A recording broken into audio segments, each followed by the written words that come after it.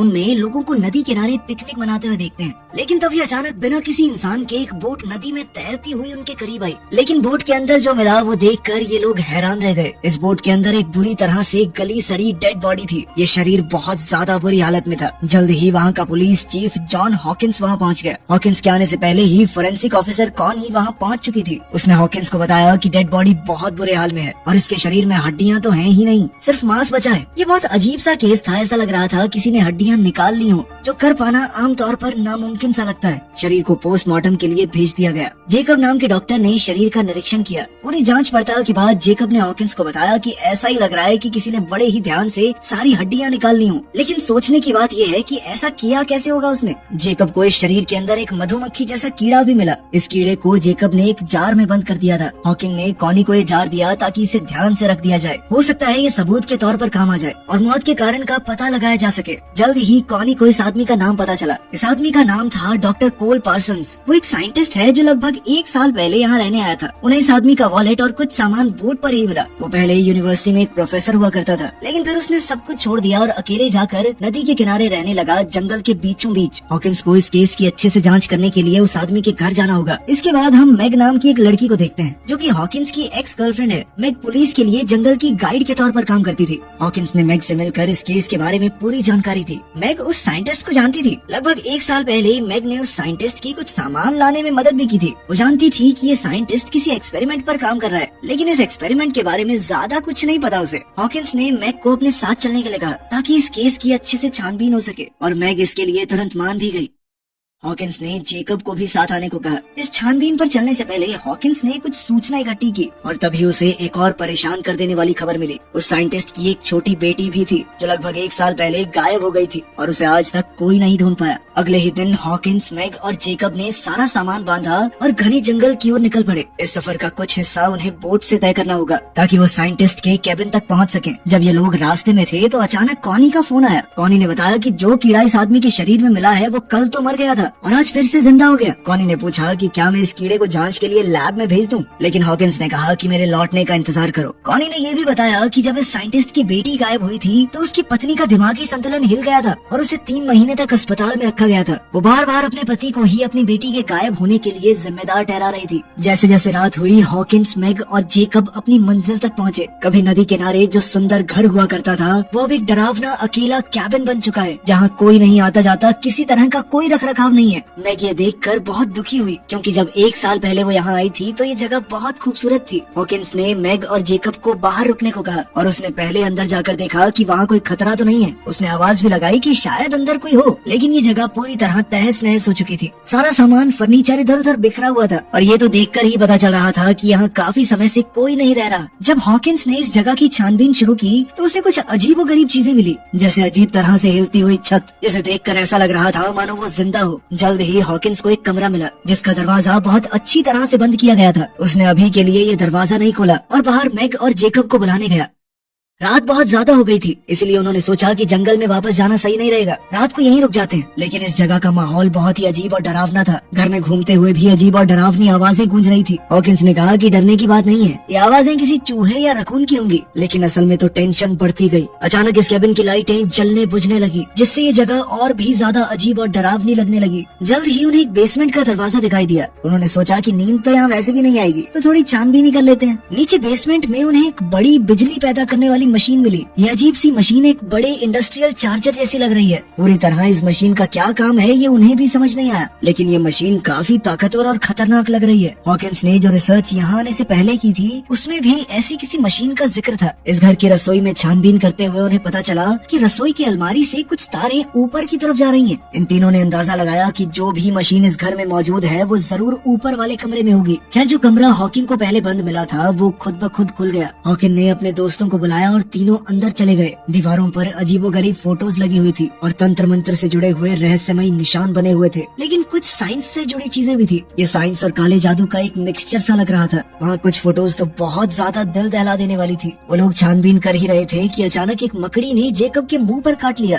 डरा और घबराया हुआ जेकब अपने कमरे के बाहर भागा। हॉकिंस ने कॉनी को फोन किया और कहा कि पता लगाओ ये अजीबोगरीब घर किसने बनाया है, लेकिन छत से आ रही इलेक्ट्रोमैग्नेटिक रेडिएशन की वजह से उसके फोन का सिग्नल टूट गया। वहीं जेकब जेकब और हॉकिन के बीच में भी मैग को लेकर कुछ टेंशन थी। दरअसल हॉकिन से पहले मैग जेकब की गर्लफ्रेंड थी और वो आज भी कहीं ना कहीं उससे प्यार करता था। इस वजह से उन तीनों के बीच में माहौल थोड़ा अजीब हो गया। जैसे ही वो लोग सोने की तैयारी करने लगे, हॉकिन का कहना था कि उन तीनों को एक ही कमरे में रुकना चाहिए ताकि अगर कोई भी खतरा आए तो वो लोग मिलकर उसका सामना कर सकते हैं। लेकिन मैग ने कहा कि देखो, मुझे अपना खुद का कमरा चाहिए, मैं नहीं एडजस्ट कर सकती तुम लोगों के साथ। रात को जेकब बहुत बीमार हो गया, शायद उस मकड़ी के काटने की वजह से कोई भी ठीक से नहीं सो पा रहा था। मैग हॉकिंस के कमरे में आ गई क्योंकि उसे लग रहा था कि इस जगह में कोई बहुत ही बुरी सी शक्ति है। हालांकि उसने आज तक जंगल में बहुत सी रातें अकेली बिताई हैं, लेकिन इस जगह का एहसास कुछ अलग सा है। कोई बहुत बुरी शैतानी शक्ति मौजूद है यहाँ पर। बातों बातों में ये दोनों करीब आ गए और इनके बीच में नजदीकियां बढ़ने लगी। तभी हम देखते हैं कि छत से खुद ब खुद एक सीढ़ी नीचे की तरफ आई। जेकब की हालत बद से बदतर होती जा रही थी। ऐसा लग रहा था मानो वो पूरी तरह से अपने वश में नहीं है। अचानक बाहर से कुछ आवाज आई। मैग और हॉकिंस ने जल्दी से कपड़े पहने। वो हथियार उठाकर बाहर निकले तो सामने एक औरत उनकी तरफ बंदूक ताने खड़ी थी। यह औरत कोई और नहीं बल्कि लिंडा है, डॉक्टर कोल पार्सन की बीवी, जो अपने गुमशुदा पति को ढूंढती हुई यहाँ आई थी। हॉकिंस ने उसे समझाया कि मैं पुलिस वाला हूँ और तुम्हारे पति की डेड बॉडी मिल चुकी है नदी के किनारे। लिंडा को समझ आ गया कि ये लोग उसे कोई नुकसान नहीं पहुँचाएंगे, तो उसने अपनी बंदूक नीचे कर ली। जब ये लोग बातचीत कर रहे थे तो मैग बेसमेंट में गई ताकि कैबिन की बिजली को वापस लाने का कोई तरीका ढूंढा जाए। तभी हमने वहाँ बच्ची की एक डरावनी परछाई देखी जो मैग का पीछा कर रही है। मैग को वहाँ एक गुड़िया मिली जिसे उसने अपने साथ रख लिया। तभी हॉकिंस ने देखा कि जेकब वहाँ नहीं है और वो उसे ढूंढने बाहर चला गया। बाहर जाकर उन्होंने देखा कि ऊपर वाले कमरे में कुछ अजीब सी आवाजें आ रही हैं। हॉकिंस, मैग और लिंडा छत की तरफ बढ़ने लगे तो देखा कि जेकब इस अजीबोगरीब मशीन में फंसा हुआ है। उन्होंने जेकब को खींचकर बाहर निकाला, लेकिन ऐसा लग रहा था मानो जेकब अब जेकब रहा ही नहीं। वो पूरी तरह से खोया खोया लग रहा था। इसी घटना के दौरान लिंडा को अपनी खोई हुई बेटी की आवाज सुनाई दी, जो ऊपर वाले कमरे से अपनी माँ को आवाज लगा रही है। जेकब को मशीन से निकालने के बाद हॉकिन और बाकी लोगों ने जेकब से सवाल पूछे कि ये मशीन आखिर शुरू कैसे हुई है और वो ऊपर वाले कमरे में क्या करने गया था। जेकब बेचारा घबराया और कमजोर सा लग रहा था। वो बार बार यही बात दोहरा रहा था कि मुझे नहीं पता ये सब कैसे हुआ।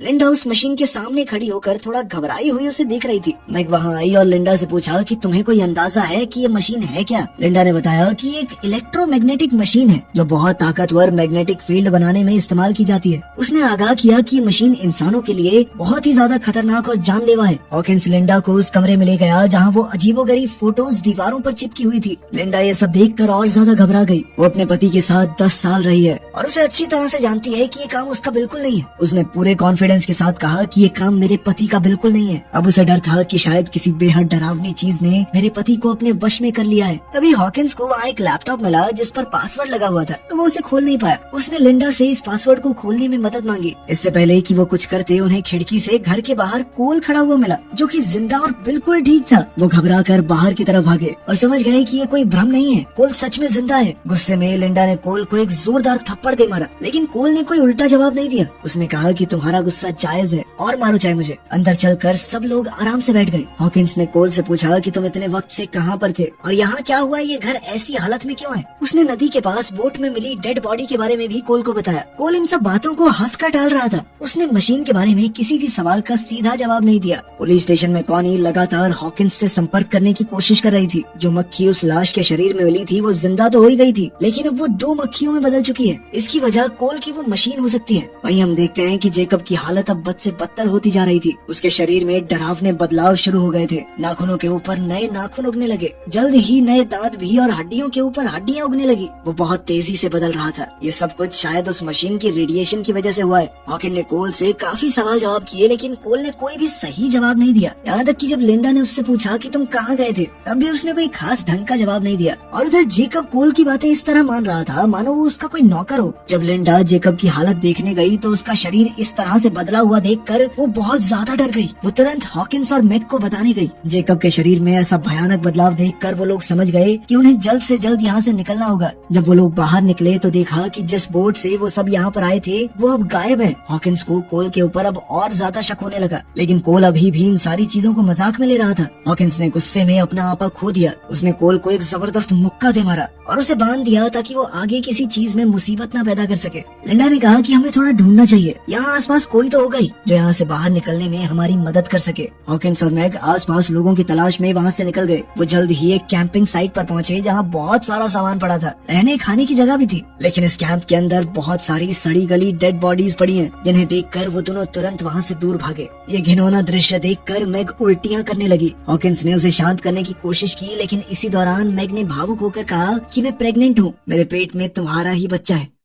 इस वक्त कैबिन में लिंडा कोल के साथ अकेली थी। लिंडा ने जब सच की कड़ियों को जोड़ना शुरू किया तब उसे समझ आया कि कोल ने बहुत सी सच्चाई सबसे छुपा कर रखी है। उसने कोल के लैपटॉप के पासवर्ड में टिंकर बेल डाल दिया, जिससे लैपटॉप तुरंत खुल गया। दरअसल कोल उसे पहले इसी नाम से पुकारा करता था। थोड़ी छानबीन के बाद उसे लैपटॉप में कुछ डरावनी वीडियोस मिली, जिसमें कोल ने कई लोगों पर एक्सपेरिमेंट किया। हर आदमी जो उस मशीन से गुजरा वो अपने अंदर एक बुरी शक्ति के साथ बाहर आया, जैसे कि कोई बुरी ताकत उनके ऊपर कब्जा कर लेती हो। लिंडा को ये भी पता चला कि कोल खुद भी इस मशीन से गुजर चुका है और नदी के किनारे जो लाश मिली थी वो सच में कोल की ही है। और अब जो कोल उनके सामने है वो उसका पति नहीं, एक वैश्य दरिंदा है जिसे इस मशीन ने बनाया है। इन वीडियोस में उसने ये भी देखा कि कोल ने अपनी खुद की बेटी को भी इस भद्दे एक्सपेरिमेंट में बलि चढ़ा दिया। इसी बीच कोल ने लिंडा को उस कमरे में बंद कर दिया ताकि वो उसके काम में अड़चन न डाल पाए। जब हॉकिंस और मैग वापस लौटे उन्होंने देखा कि कोल वहाँ से गायब है। हॉकिंस ने मैग को बाहर ही इंतजार करने को कहा ताकि वो अंदर जाकर देखे कि कोई खतरा तो नहीं है। उसने अपनी बंदूक उठाई और अंदर गया।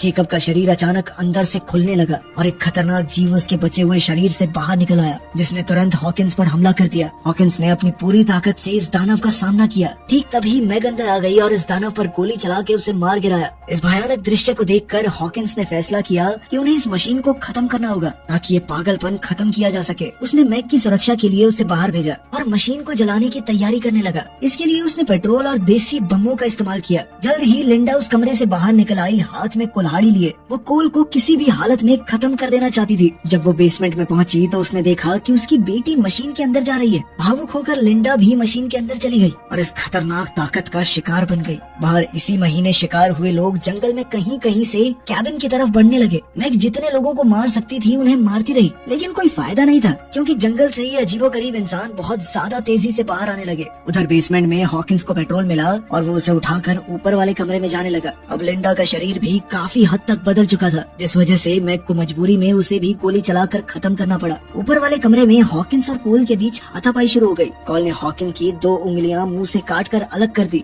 हॉकिंस ने एक लोहे की रॉड से कोल का सर कुचल दिया। मौका मिलते ही हॉकिंस ने मशीन को आग लगा दी। आग बहुत जल्दी फैलने लगी थी, इसलिए हॉकिंस ने चिल्लाकर मैग को बाहर जाने के लिए कहा। मैग तो बाहर चली गई, लेकिन कोल दोबारा उठ गया और उसने हॉकिंस को पकड़ लिया ताकि वो बचकर न जा पाए। एक बड़े धमाके से पूरा घर उड़ गया और सब कुछ तबाह हो गया, लेकिन हॉकिंस ने उसे रोकने के चक्कर में अपनी जान कुर्बान कर दी। अब मैग अकेली रह गई थी और हर तरफ से अपने ऊपर हमला होता देखकर वो सुन्न पड़ गई। 8 महीने बाद हम देखते हैं कि मैग अपने घर पर एकदम सही सलामत है। कॉनी उसके पास आई ताकि हॉकिंस का कुछ सामान उसे दे सके। जैसे ही कॉनी सामान देकर गई उसने ये सारा सामान जला दिया। इसके बाद हमने देखा कि मैग का सड़ा गला शरीर पेड़ के नीचे पड़ा था, जिससे पता चलता है कि असली मैग तो मर चुकी है। ये मशीन का बनाया हुआ एक बहरूपिया है और ये पक्की बात है कि उसके पेट में जो बच्चा है वो भी आम तो नहीं होगा। वीडियो पसंद आई तो लाइक कर देना, चैनल को सब्सक्राइब कर लेना। मिलते हैं अगले वीडियो में।